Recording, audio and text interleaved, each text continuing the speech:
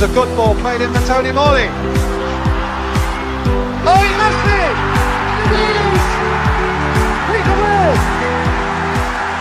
Villa in the lead! Hello, Aston Villa fans, and welcome to the Villa Forever podcast. I am your host, Chad Wlliams. Please subscribe and make sure to smash the like button on this video and give me a follow as well. I'm joined by my Monday show regular, Aaron Thornton, who's the host of the Football Brief, and special guest Tom Marlow, who is a radio commentator for BBC WM. This is the Avfc weekly recap, your weekly dose of Aston Villa news and headlines. Aston Villa get stung by the bees. It is Aston Villa's first Premier League defeat of the season. It finished Brentford 1, Aston Villa 0. Atara scored his debut goal for Brentford. It was not a great start to the season for Aston Villa. And Aston Villa are yet still to score a Premier League goal. Thank you for coming on the show, guys. How are you? Good, thanks, Chad. Thank you for inviting me back, and it's a pleasure to meet you as well, Tom. Obviously, it would have been ideal if it was better circumstances given the weekend, but it's still a pleasure to be on with you both. Yeah, thanks for having me, Chad. It's nice to have met you at the BBC Radio WM forum that we had at Bournemouth St Michael's over the summer. Similar sort of weather today, isn't it? It's boiling hot sunshine outside. But... I was going to say, Todd, it was a pleasure to meet you there, and Gary Thompson. Obviously does hail. That was a great event, that was. It was a really nice evening. Yeah, it was great to meet fellow villains like yourself, Chad, and just to talk about the season upcoming, really. And of course, when you invited me on, I wasn't sure what was going to happen at Brentford. We'd had a reasonably good record there over the last sort of 2 or 3 years, but I'm sure you're going to come on to it. It was a very frustrating weekend and a very frustrating start to the season. Because I remember that Bournemouth event. Also Gary Thompson singing as well. And none of you left when he started. Yeah, he's getting a reputation now, Chad. He sung during our special sort of road shows that we had during the European Championships the previous 12 months, and he's found a knack with the Sweet Caroline anthem that he seems to be very familiar with now. And yes, we rounded everything off with a Gary Thompson sing along, didn't we, with Sweet Caroline for everyone that was at Bournemouth St Michael's, which was great fun. Also, Tom, you did a great job with your commentating. Well, that's very kind. Yeah, it's a pleasure to watch Aston Villa at the moment. Really, I obviously the last couple of weeks have been trickier than normal. But you know, if you'd have said to me 5-10 years ago when they're going to Rotherham away or Millwall away that they're going to be hosting Bayern Munich and Paris Saint-Germain, and that evening that we witnessed when they came back and they really tested PSG. That was it was a pleasure to be in attendance for that, and great to commentate alongside Gary Thompson on that game. And I'm hoping we're going to have some more fun ahead with the Europa League as well. Because you cover as well at Aston Villa. You sometimes do Warsaw and Wolves. Just depends how the fixtures land, really, Chad. Yeah, so last weekend I was at the at Molineux for the opening Premier League match of the season at home to Manchester City. memorable, obviously, for all of the Diogo Jota tribute and the big tifo and the Fields of Gold song that came on the start, and all the chanting at the end. It was a real something that will live long in the memory. Really, the work that Wolverhampton Wanderers did, and Kieran Newey and the old gold pack to put that on, and unfortunately, they. Bit like Aston Villa, really. They haven't had a very good start to the season. Wolves, no goals yet either. But Walsall, I tend to sort of mix between Villa and Walsall most weeks, and I think I'm a little bit of a bad omen at the moment, actually, because I've done 3 matches so far this season. I've seen Walsall lose at Gillingham, I've seen Wolves lose at home heavily to Man City, and then I've seen Villa just gone the Saturday losing 1-0 at Brentford. So the bad news is, from a Villa perspective, my next game is Crystal Palace next Sunday evening. So hopefully I'll bring a bit more. They're on bogey team. Well, they are, yeah. I mean, with me turning up as well, and Crystal Palace being in opposition, it's going to be a very interesting one, isn't it? Yeah, certainly last season Palace seemed to have a number on Unai Emery, didn't they, at Selhurst Park, and of course at Wembley as well. But no, it's great fun, Chad. It's great, going up and down the country and already sort of putting the miles in with Kent, with Gillingham away, and then Brentford at the weekend. But when our teams are doing well, and last season by and large they did, certainly the ones that I was watching anyway, then it's a pleasure to witness it and commentate on it. Well, let's reflect on the Brentford guy. So, Aaron, what was your thoughts from the Brentford defeat? Well, the words that I'd written down was slow, frustrating, boring, predictable, lack of creativity, just too narrow. Yeah, frustrating, Chad and Tom. It was. I think the Newcastle game, we sort of, I don't know, I maybe gave it a bit of a pass. Maybe thought, first season, and you can expect to be a bit slow and a bit lackluster sometimes, but then and I just didn't quite get the setup, didn't quite get what was happening on the pitch. Look, I'm a big Keith Andrews fan. Ever since we're in the Championship, and I used to watch Sky Sports, I thought he was a very good pundit, and I thought he spoke very well. So I've always sort of rated him. So I was happy for him when he got the Brentford job. I'll be honest, I didn't think they were much of a threat at all. I thought they set up well. I thought they were hard to break down, but the players that we've got and the team that we are, I thought we would have found a way to break them down. We sort of had this issue last season. I think teams started to understand how Unai was playing, so they just sort of like set up in a way that would, stop our passing channels, and we don't seem to have found a way to rectify that, and it just looked like we were just devoid of any ideas. So yeah, frustrating. And again, fair play to Brentford. I don't think they did much, but they got the win, they got the goal, and we just looked really out of sorts, and the body language for some of the players wasn't great.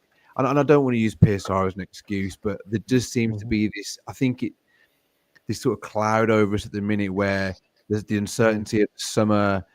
Players have probably been told that, some players can go if the right offer comes in. So there's uncertainty with them, and then they're still here, some of them. And it just seemed a bit disjointed. And I think a lot of it, it all comes into play. And so, yeah. That's my Well, thought. I think we didn't really, for the first whistle, we didn't get going at all. The thing that I noticed as well, why do we not play like that good for 90 minutes? We seem to start badly.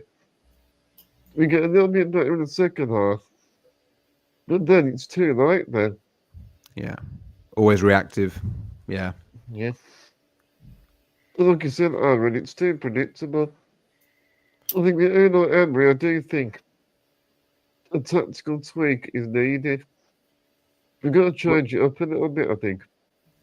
And I thought that was going to be. Obviously, I'm over in America, and I went to go watch them in Nashville, and there was a few tweaks to the formation, and I honestly thought they would go with the back three, but I thought Bogard might come into the Konza, and I thought Cash would be and Matson be the wing backs. I thought, let's go and attack them. Let's try and get these sort of 3 points. But it just looks the same, and it just looks so obvious. And look, Unai he's a tactician. He's the man. So I'm not going to sit here and question him and say I know better. But it just seems very, very obvious. And I know the general fan base can sort of see it, then the opposition manager is clearly able to see what we're trying to do. And do you think they're starting to work us out?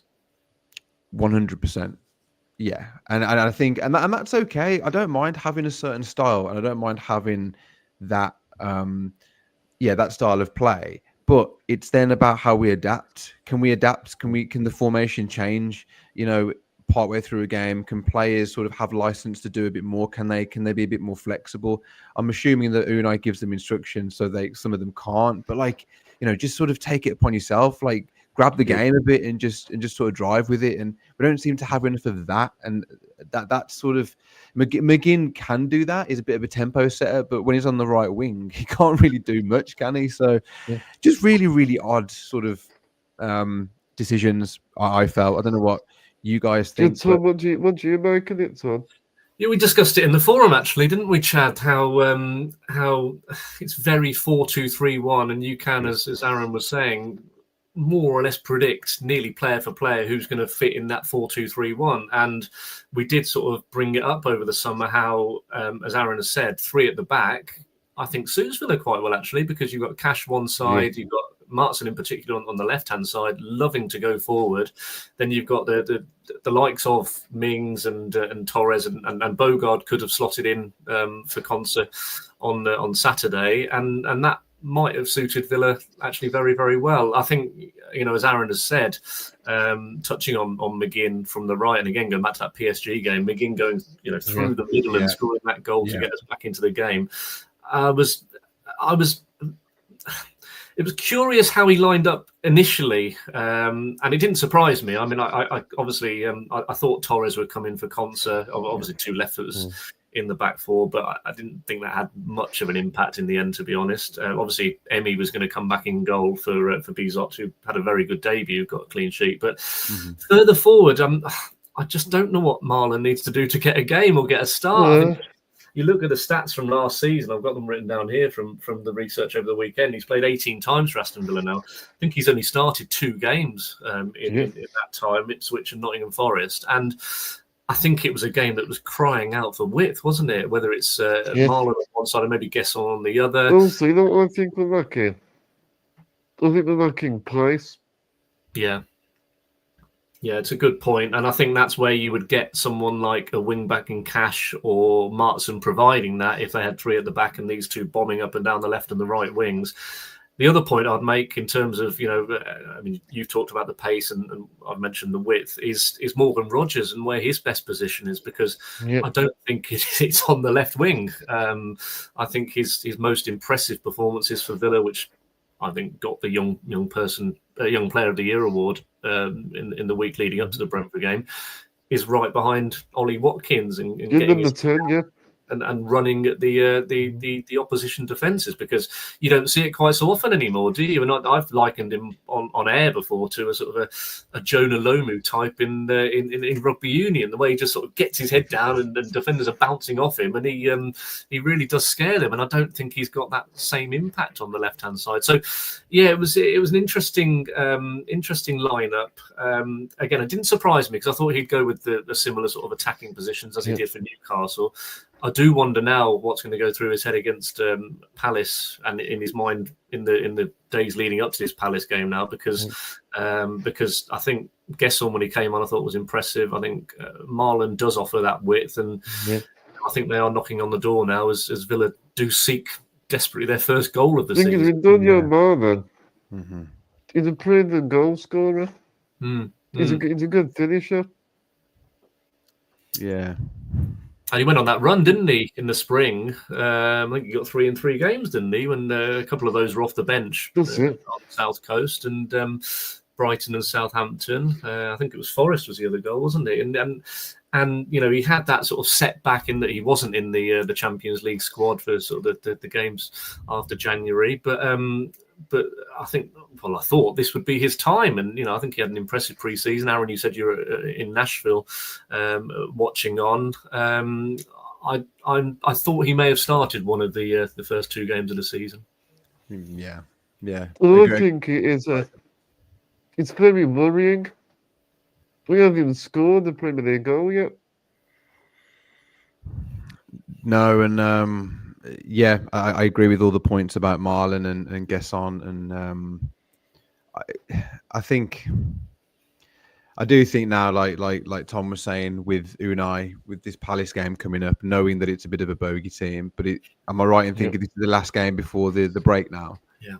So I think we need to get some points on the board. We need to score a goal before the break, and then sort of, I don't want to say reset already, but I think just get those 3 points and then have the break, and just sort of the players that are still here at least just sort of really go over what he wants to achieve, and hopefully by then we may have a couple more through the door as well, which can aid the squad. But Marlon for me, or Gesson, there needs to be starting. I think Marlon, just a chance, I think he's got to start. I think against Crystal Palace.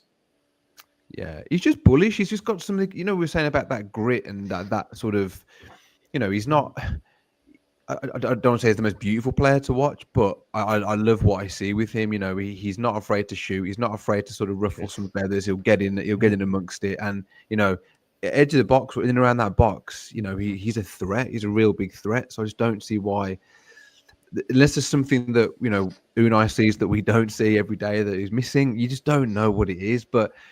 Yeah. It doesn't give you much confidence for any signings coming in, because you don't know if they're going to play. So it's like, Aaron, we was on about this the other day, about walking it into the net. Yeah. You don't seem to shoot.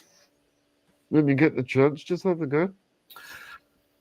That's a very good point, Chad, actually, and that's a point that Ian from TalkSport, the Moose, put to Unai actually in the tunnel when we spoke to him post-match. The fact that they are sort of passing it around and trying to get that crucial, that incisive final through ball, get goal, edge, but that was actually a point that was made to Unai. How I meant the first 15 minutes of the second half were okay. They were better. They were more encouraging.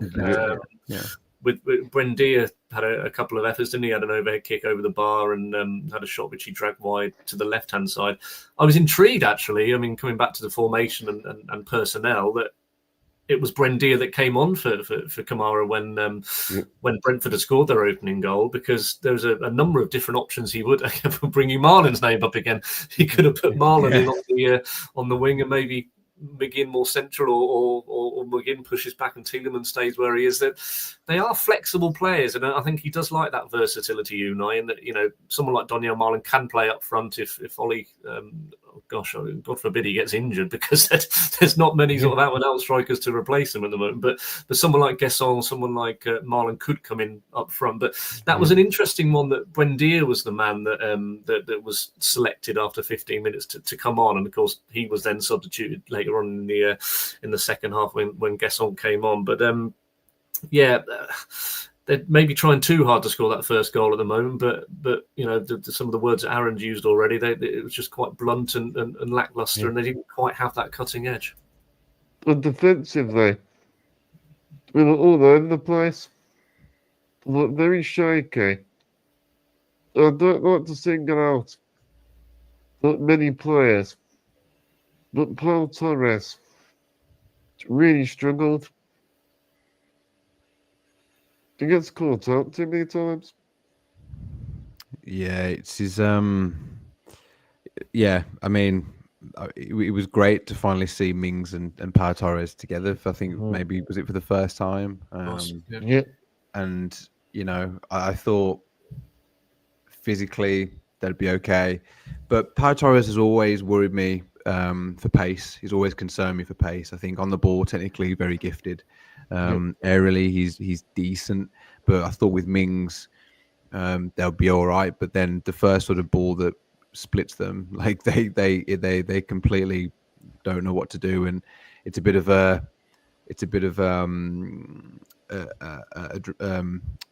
Pau Torres tries to slide and tries to get the ball, doesn't he? And it's almost like he just sort of worried about it, and then it's through. And I don't know. I was never fully convinced with them, or with Torres particularly. I thought Mings was okay. I thought Mings was doing what Mings does. I thought he was very commanding, and you could sort of see him barking orders and sort of trying to, sort of shape the back line a bit. But yeah, defense has been an issue for a while now. I think in terms of leaking goals. At least it wasn't the first shot on target. Needs to be addressed. I don't think Torres. I don't think he's been the same since his first season. Got that injury, didn't he? Yeah. I was going to bring that up as the broken metatarsal, wasn't there? Yeah, it was an intriguing one. I mean, I did speculate on BBC Radio WM pre-kickoff. Actually, I mean, I anticipated it would be the two left footers, and Powell would come in alongside Tyrone Mings, and Mings was on the right side of the two, which again I anticipate because he's obviously played more games, more experience. But I did sort of throw in the potential of maybe dropping Kamara back and then allowing Tielemans to play alongside Onana, or maybe Bogard. He's Conce's direct replacement, if you like, in that he's a right-footed defensive midfielder. He can play right back as well, can't he? So there were options for Unai Emery, weren't there, pre-kickoff, in that he could have paired somebody like Bogard alongside Tyrone Mings to be a little bit more natural as a... I do like Bogard. He seemed to be pulling the strings when he came on, actually. He was sort of taking up that defensive midfield position. And, a lot of the action in the final 10, 15 minutes, not much happened for what it's worth, but it seemed to be going through Lamar Bogard, which was intriguing. It was just that final pass, wasn't it? You could see that sort of his maturity levels as a professional. Like, it was just that cutting pass. He would get the ball at the edge of the box, and it was like, right, now you try and look for that through ball, but he kept playing it to the side or backwards. That was the only thing I thought. That comes with experience, doesn't it? But he was, I thought he was good when he came on. He looked, Well, what Bogard is? Bogard's versatile. Yeah. He can play right back, centre back, left back, midfield. And they're the sort of players you need in a squad, aren't they, Chad and Aaron, with the games? I mean, last season, what was it, 57 games I think they played? It's certainly sort of over 50. And if they want to have a really good run in the Europa League and maybe win a trophy domestically, which is, Villa fans are desperate for now. We mentioned it in the forum. Now it's 30 plus years since that League Cup in 1996, and if they are going to go far as they did with the FA Cup last year, then they are going to be playing a lot of games again. And someone like Bogard, we've talked about offensively with Marlow and Guess on the fact that they could play again in a few different positions. Rodgers similarly. You need that defensively as well, don't you? And Bogard is a player that will give you that in the Villa squad. He might well have a big year. I think what we need to do is we need to show more urgency and our intensity. Because on our going, we can beat anybody, which is disappointing.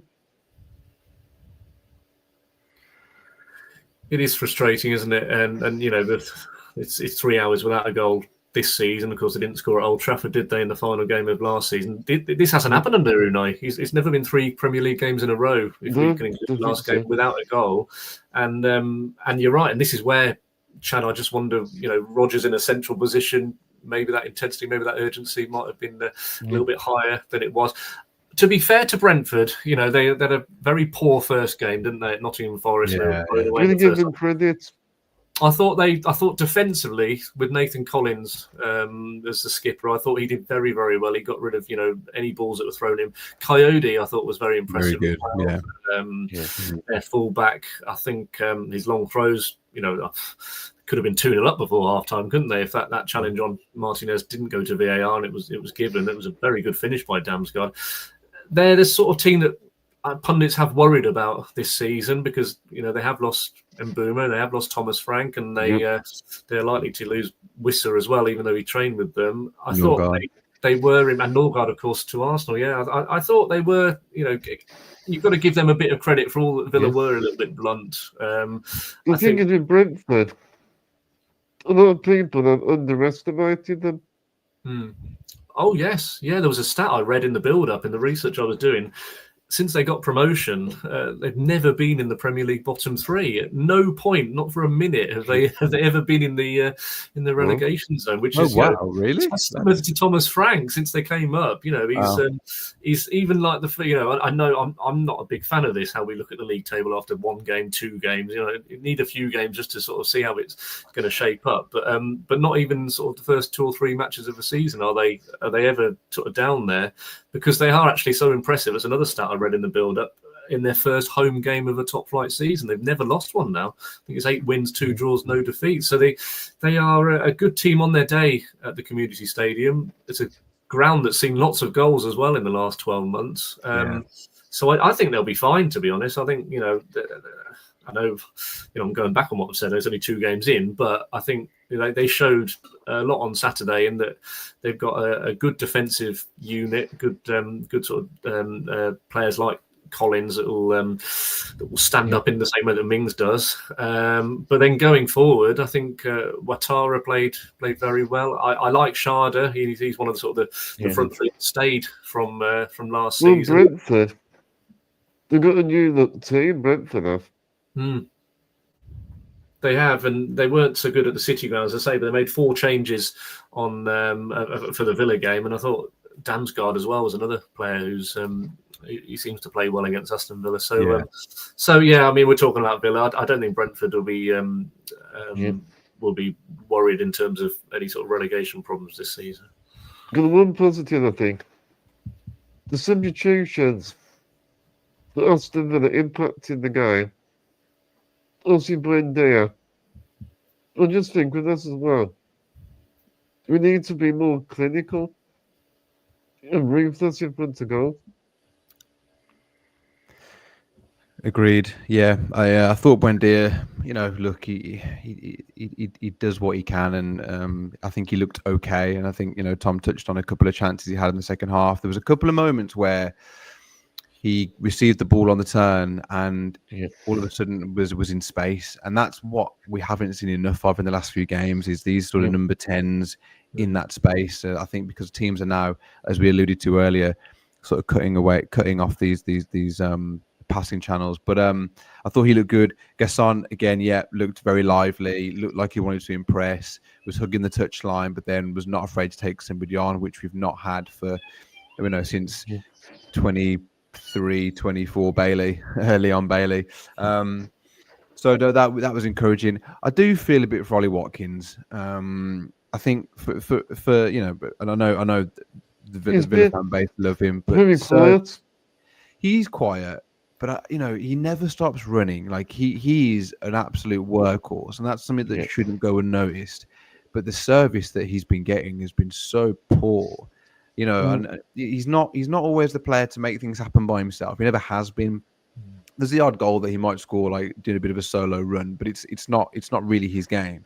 He likes to run the channels, but I just think the service for him has not been good enough as well, and that's something that needs to be addressed because he's just so isolated in games. I barely saw him, barely saw any touches that he had, and I think he had that one sort of snapshot which just was nowhere near, and we need to sort of do better for him as well. The thing is, he can't do it on his own.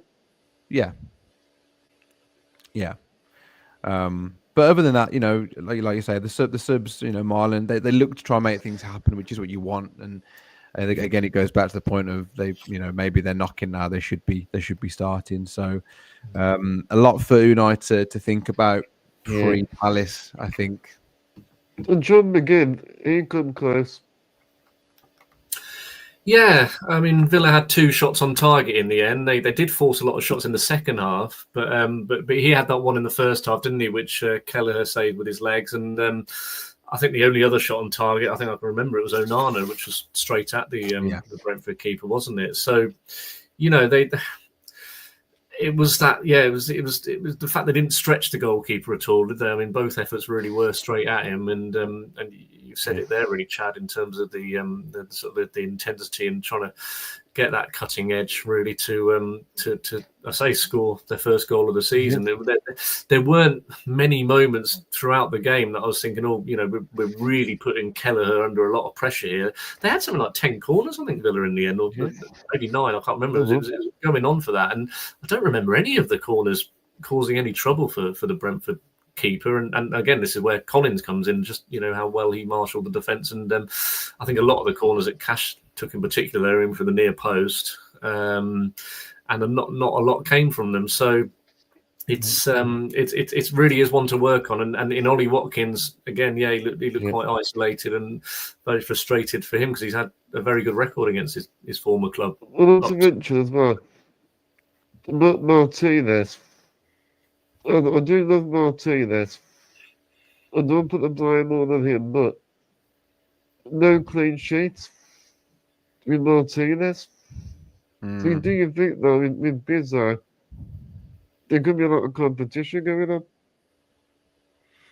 Well, I think Bezo certainly, he's going to give that competition. I don't think Martinez has had that competition yet, really, at Villa. So that's a good thing. It's going to push him. I don't know about you guys, and I could be reading too much into this, but with Martinez's tears on the last day of last season, and sort of, I don't know, watching him through the summer, and in terms of like socials, and then sort of seeing him in the Villa squad, I don't know if he looks slightly disinterested. To me, like, usually he's this sort of bubbly. I don't know. He's sort of got this big personality, this big character. I genuinely think he was on for a move somewhere, or was told that if something comes in, he's going to go. So I don't know if he'd set his head or heart on somewhere. I just don't think, and he just doesn't seem the same to me. And I could be reading a bit too much into that. I'm not too sure, but I don't know. And a bit like Rodgers as well. I don't know if the injury that he sustained in the last game in pre-season is still slightly there, or he's had a lot of speculation. I don't know if there's a bit of talk about him, and I don't know if his head's slightly I don't know, but there just seems to be a bit of an air of uncertainty with a couple of the players, which just doesn't seem like them. I'll go back to the body language and stuff. So I just mentioned that because you said Martinez, he just reminded me. I just thought it just looks a bit off. Something just looks off to me. So I don't know. Well, in the end, the Coldplay concert was better. Yeah, that you went to, yeah. I bet it was. Yeah, it beats a Villa defeat. Yeah. I'll be grateful, Chad, when the 1st of September comes around, to be honest, because the 2 players that Aaron's mentioned there, I was sort of resigned to the fact Emmy was going. A lot of Manchester United rumours in the summer.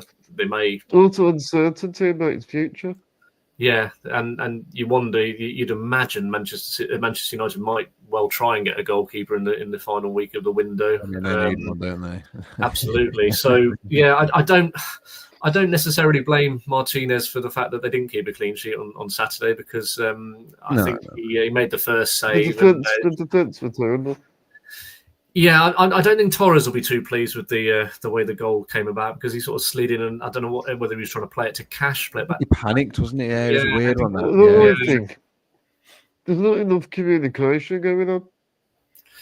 It could be going back to what Aaron was saying, and it is the first time Mings and Torres have played together at the heart of defence. I don't think they've ever been on the field at the same time, because I think back to when Mings went off at St James's Park first game of the season, and Torres came on for him, and Consa's pretty much, he's the first name of the team sheet when it comes to defence, isn't he? So, maybe there's a little bit of that. I mean, that was one of the only headers I think Mings missed when it was flicked on for Ouattara to go through.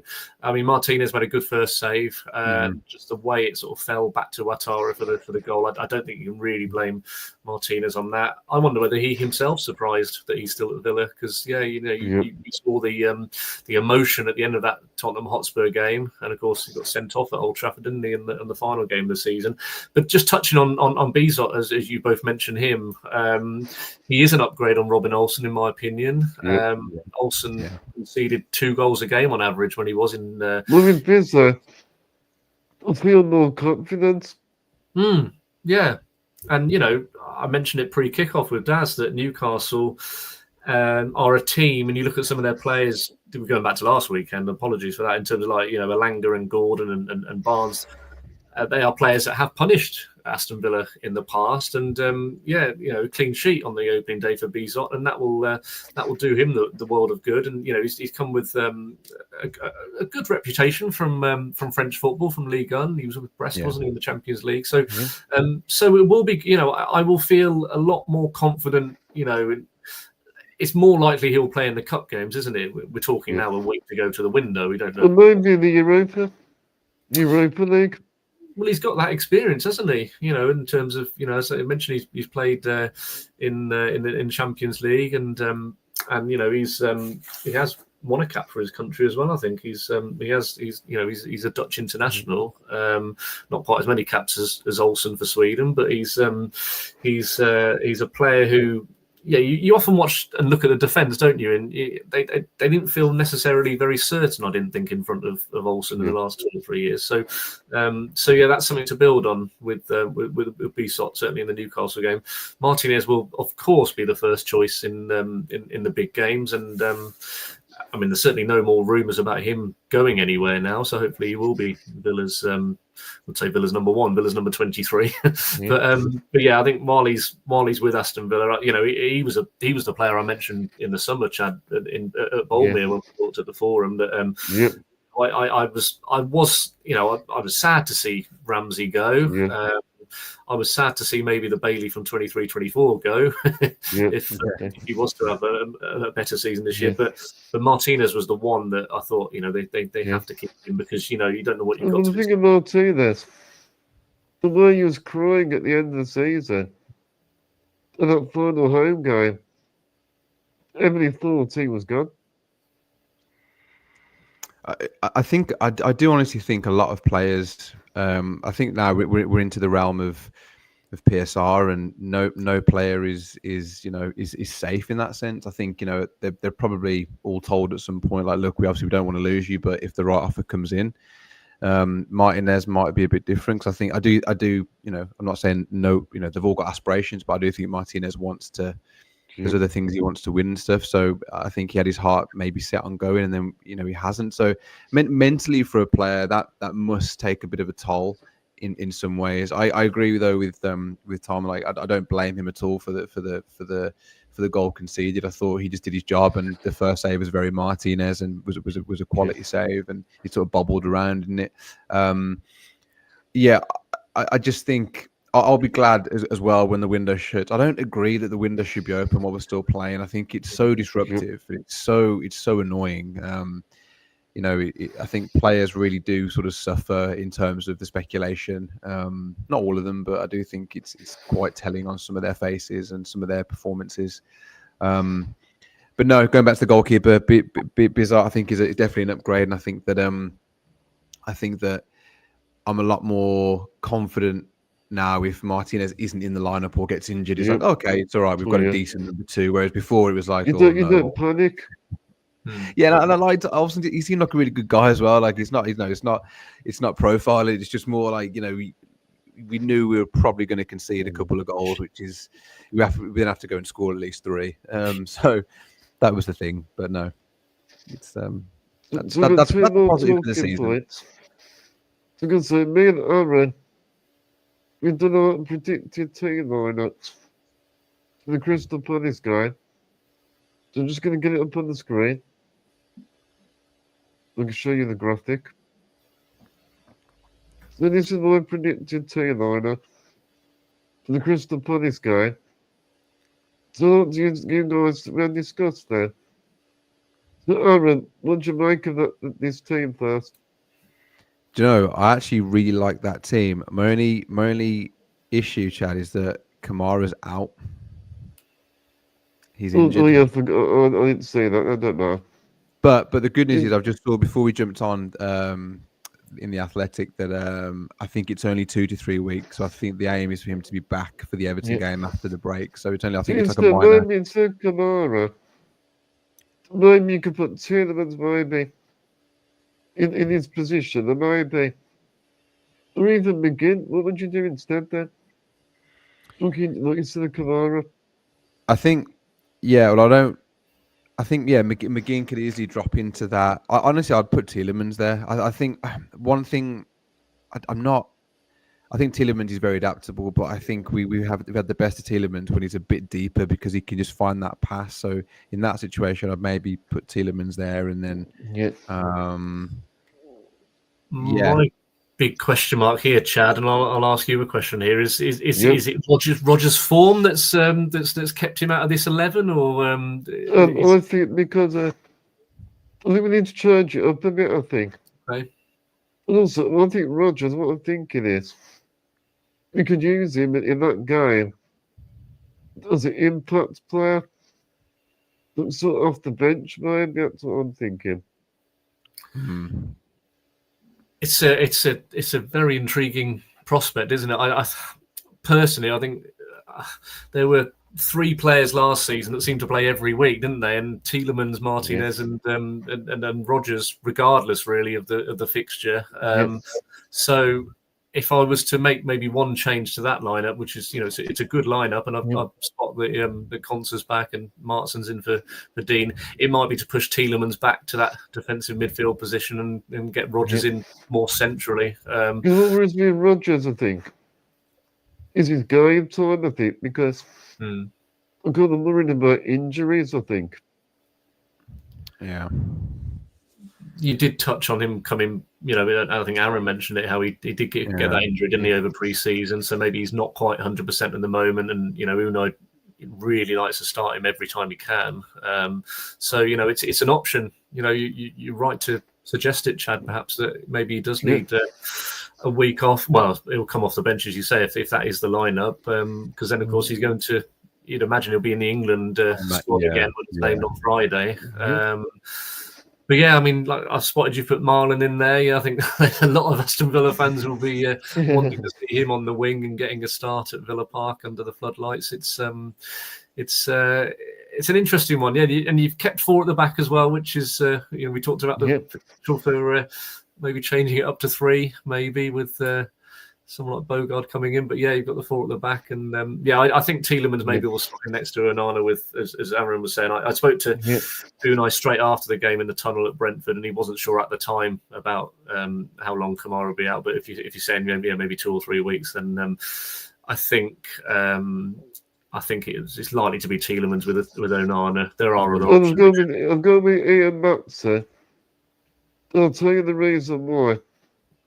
Because the last time we played Crystal Palace in the FA Cup, I think we were better playing Matson on that day. I just think with Digne, you'll struggle with the likes of the place of Sarr. And also Mateta really got in.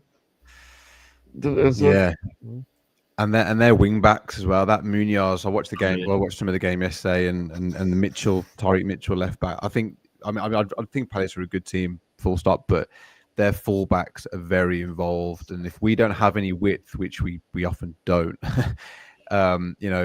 Cash and Matson are going to be, or whoever's right back or left back, are going to be busy. So it's about sort of stopping those two, and then Sarr is a great player and always seems to score against us. So it's defense needs to be on it, but I do really think we need to have wingers who are going to be sort of tracking back and sort of watching their fullbacks, because it's going to be they're going to fancy their chances again. So yesterday I missed the team news. Apologies about Kamara. No, I was worried, Chad, when he went off. Actually, straight after the goal, after 15 minutes. Because he looked bad, did it? I think because he just had a recent injury. I think he's just not longer than his ACL, has he? I think there's always concern that could it be his ACL again. I saw Jacob Tanswell had put something this morning that it's just a minor hamstring tweak, so it should be 2 to 3 weeks. But okay. We're talking about.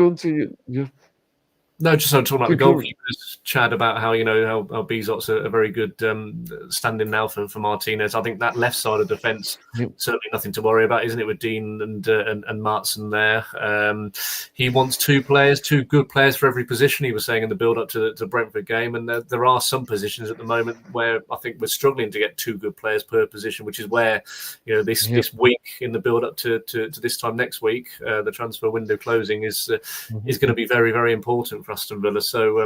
But yeah, there are some positions on the field as far as Villa are concerned at the moment that I don't have any worries about. And left back, you've chosen Martson for Sunday night's game in that very traditional 7 o'clock kickoff on a Sunday night, which is probably all right for you, Aaron. Lovely for me. Crystal Palace. The fans, they're not happy about it at all, because you can imagine on a Sunday evening. Again, it's Sky Sports. The TV companies get the say. This has basically come of the problems that Palace have had in terms of which European competition they were going to play in. So this was down as a Friday night game. I know Sky have had Friday night games right the way since the start of the season. Liverpool, Bournemouth, and then West Ham, Chelsea the weekend just gone. And so this was earmarked as a Friday night with Palace, like Villa, going to be in the Europa League group stages, and of course the hoo-ha over the summer, which has left Forest sort of going into the Europa League, and Palace will be playing on Thursday night, won't they? So they've had to move. All the normal kickoffs. Look at Saturday, used to have 3 o'clock. And all those kickoffs are gone now as well. It's the way of the world, I'm afraid, nowadays, isn't it? They couldn't play it any later than Sunday night because of the international break, so we couldn't have this on a Monday night. And so, it's just more and more. We're seeing it with Sunday 2 o'clocks now, aren't there? There's going to be a lot more Sunday 2 o'clock games televised. Again, like last season, there were very, very few Saturday 3 o'clocks at Villa Park, were there? I think it goes back to, and this is the big argument, isn't it, at the minute? I mean, it could be a whole new podcast about the sort of fixture congestion and the amount of games played and trying to move things to cater to different clubs and stuff. So it's just, unfortunately, I think, Chad, it's just the way it is at the minute and the way it's going to be. Yeah. So we're going to go on to your team then. Oh, my team. Get your predicted lineup. Yeah. Just get it on the screen. There we go. He's gone 4-3-3. You got all that attack. I like it. Well, so last week we did this, and I did, because there was no Konza, I actually did 3 at the back. So I did Bogard, Mings, and Power with the wing backs. And obviously, now that I know Konza's back, we know Unai. Like, we know. Yep. I'm pretty sure, and I'm pretty sure he'll probably put Luca Dean and not Maatson. But anyway, that's why I went for a back 4, because I think he'll go back because Konza's back. And then, I also dropped Rodgers. I'm a big Rodgers fan. I was back at Christmas and I went to the Man City game, and up until that point, the best performance I had seen at Villa Park from an individual was Philip Coutinho in the 3-3 draw with Leeds. I thought he was sensational. From an individual player point of view, like, he was unplayable. When I saw Rodgers, as you touched on, in that number 10 role against Man City, he destroyed them. No one could touch him. And I thought I was like, wow, this is the position for him. He's not been in that position really that much since then. And like we just touched on, I don't know what it is, whether it's like a speculation, whether it's injury, whether it's just there's a lot of hype around him at the minute. And I don't know whether just to take him out, just to give him a bit of a break. Something's not quite right. I don't know. So I just thought, let's just go Marlon and Gasson on the wings. We know that Palace have these fullbacks, and I think that they could. I don't know how much Gasson is a defensive-minded player, but I'm sure Unai will soon, get that into him. So that was my thinking with those two, and then put McGinn back in midfield for a bit of steel. Onana and Tielemans could switch. To be honest, I just sort of threw them in there. Well, sure, I like the midfield. Yeah, just get John McGinn back in there. Like, he breaks up the play. He's a tempo setter. He's, get that backside in and amongst it. That's what we want to see. Like, I don't want to see that on the wing. Do you know what I mean? I want to see him in there. So I think, look, Unai's not going to pick that team, but it's just I don't know.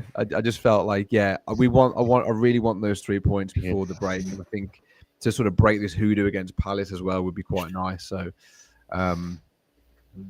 any glaring omissions or anything that you think you'd change? I mean, I'm glad you said it, Aaron, and that he won't put that in, because I'll be totally honest, I'll be amazed if he doesn't pick Rodgers. I mean, I fully anticipate Rodgers. He'll play. It's really, it's shown the options, and both of you have shown that, haven't you? And that you can get a very strong Villa lineup without Rodgers, and the way that you've put that there in terms of the 4-3-3 again, McGinn central, and getting in amongst it like he loves to do, is another option to show all the sort of the various versatility of you look at maybe 5 or 6 players in that lineup, and they could all play in a different position because they are so flexible and versatile. If I was to, I haven't got anything to show you on the screen as such, Chad, but if I was to pick a team, it would be probably a little bit more similar to yours, but Rodgers in with Tielemans dropping back. But as I say, I mean, this is it's a nice option to have, this 4-3-3. Yeah, whatever happens, I think we need to make some changes, because if we don't, I think it will be annoying if we don't.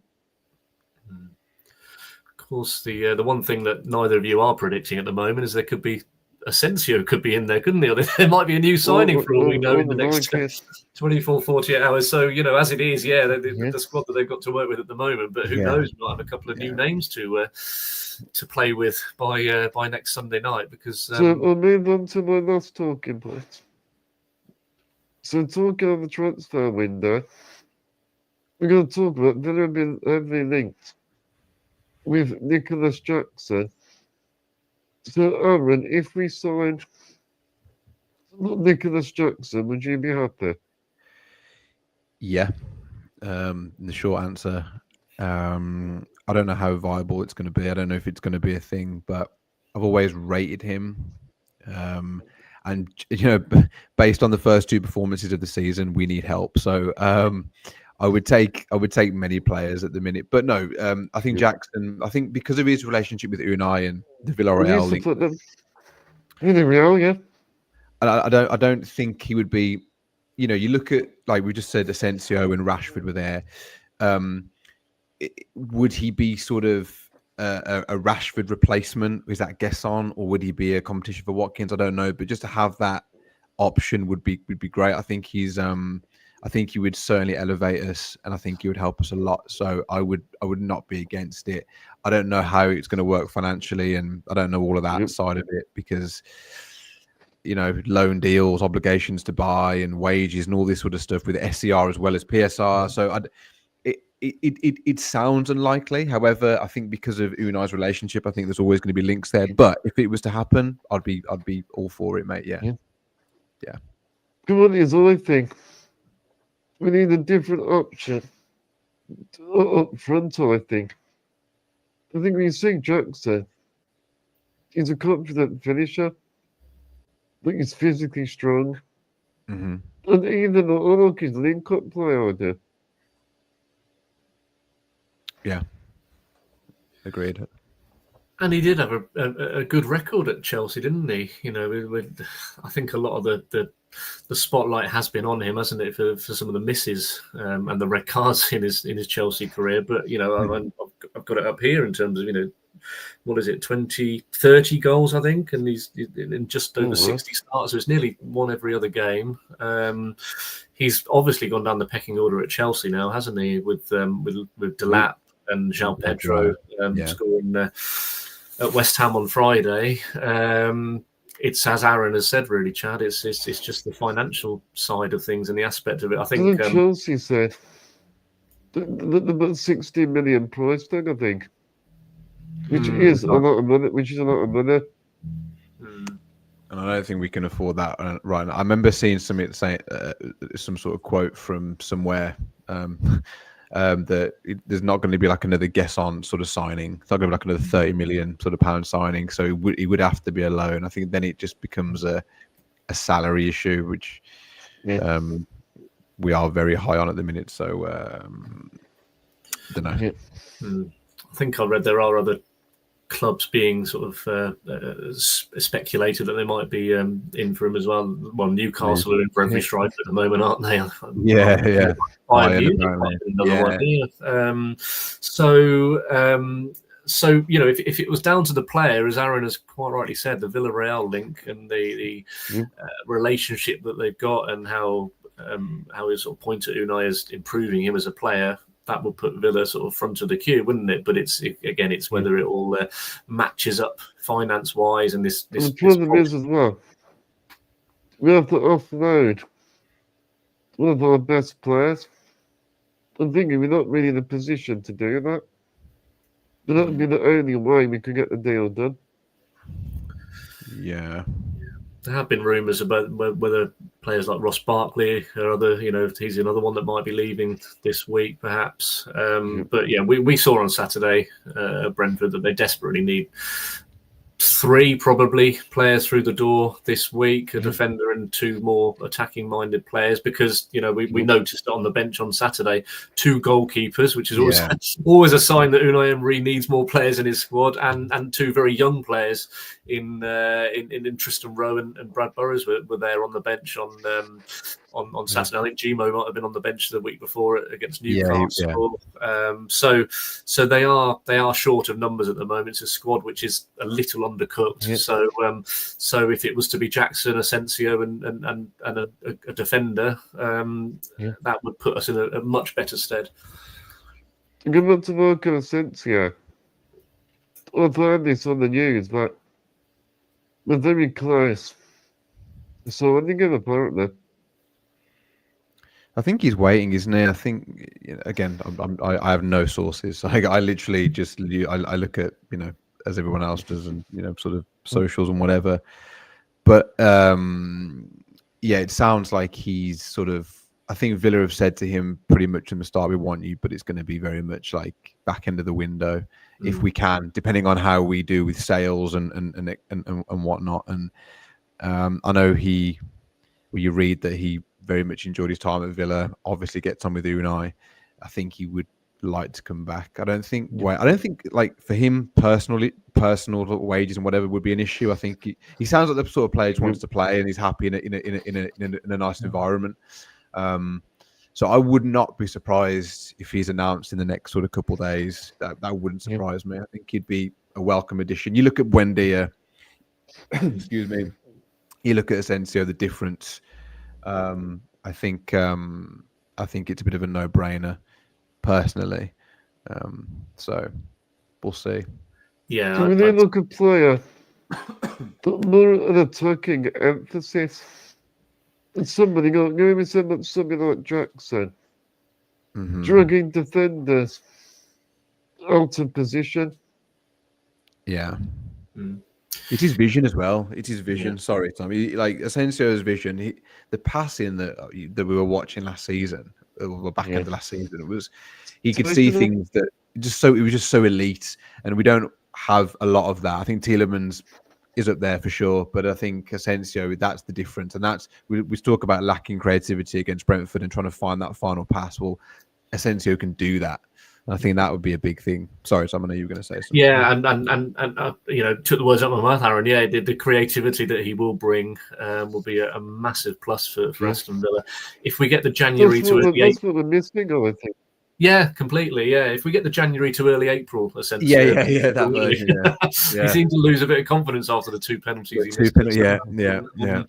But yeah, I think I've seen some Aston Villa fans maybe being a little bit sceptical, but that might be social media, in that to be linked with Asensio, as I go back to sort of 5-10 years ago, it's incredible, isn't it? So I think he would be a real a great addition to the squad. I think the noises are getting louder, aren't they? And that he was going to go elsewhere earlier on in the summer. I think Villa are in pole position now, and it might just be a case of wait till the 1st of September just so you don't have to pay him as many wages in August. It could go down to something like that, money-wise. I don't know. But yeah, he would add. I mean, I like Buendia.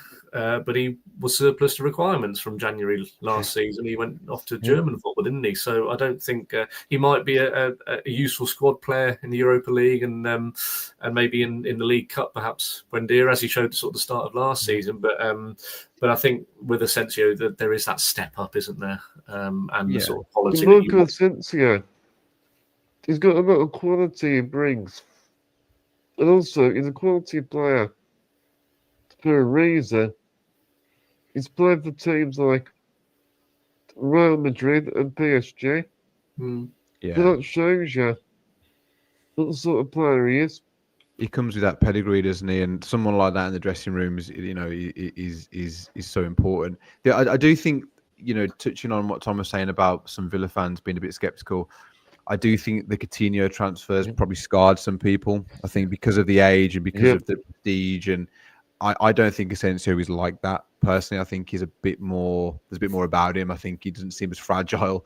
But there is that as well. However, I do think we're in much more better hands now in terms of a board level, where they're not going to tie someone down to a crazy contract at that age. I think they're going to be a bit more sensible with it. So, and again, I like Buendia as well. I think one thing with Buendia is that he's very honest. I think he really wants to play for Villa. I think he really wants to make it work, and I do admire that a lot. And I sort of want him in the squad because I don't want to say I feel sorry for him, but I think he's really putting the effort in. I want him just to be around there. I don't think it's a bad option, but I think we're sort of at that next level now above Buendia, which sounds a bit bad, doesn't it? But I just think that's where we're at, and that's where we want to be. So, Aaron, I think we miss Rashford.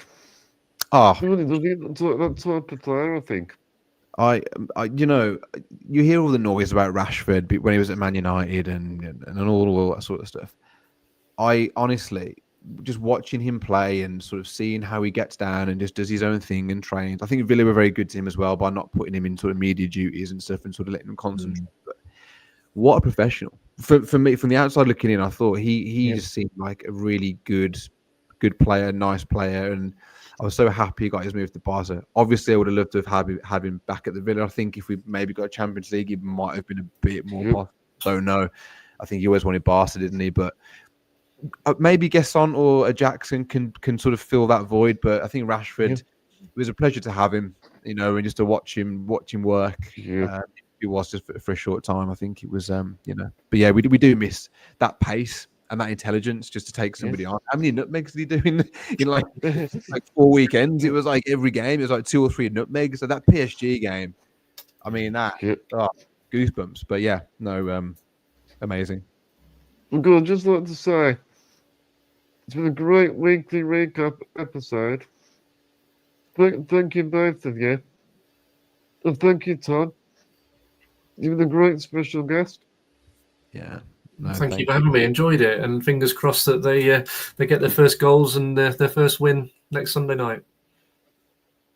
Well, thank you everyone for watching. If you've enjoyed this podcast, make sure to subscribe. Make sure to smash the likes. Make sure you give me a follow.